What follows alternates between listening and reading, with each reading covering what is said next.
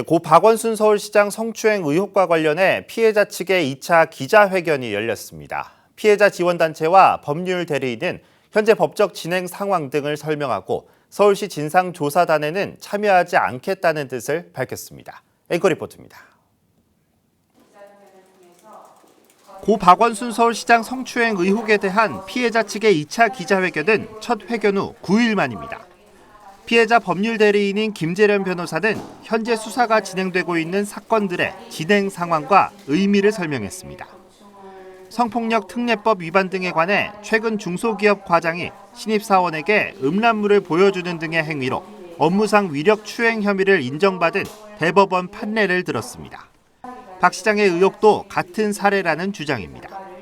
또 이미 피해자가 4년간 20명의 내부 직원들에게 피해 사실을 알리고 도움을 요청했는데도 아무런 조치가 없었다며 강제추행 방조죄도 인정될 것으로 봤습니다.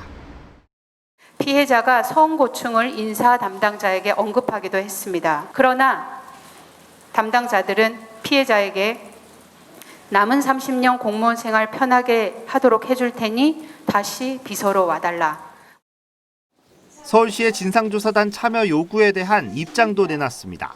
서울시는 책임의 주체이지 조사의 주체가 아니라며 참여하지 않겠다는 뜻을 밝혔습니다. 대신 이번 사건은 국가인권위원회가 직접 조사해야 한다고 제안했습니다. 다음 주경에 국가인권위원회에 제출할 계획입니다. 독립기구의 조사를 통해 피해자가 제기한 문제가 제대로 밝혀지고 개선 방향이 권고되기를 바랍니다. 이날 피해자는 글을 통해 심경을 전했습니다. 행복하기로 마음먹었다. 진실에 함께해달라는 등의 내용입니다. 저는 기다리겠습니다.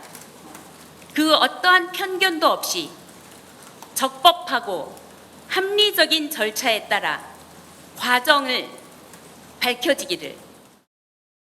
한편 2차 기자회견과 같은 날 경찰이 서울시청과 사망 당시 발견된 박 전 시장 휴대전화에 대해 신청한 압수수색 영장은 기각됐습니다.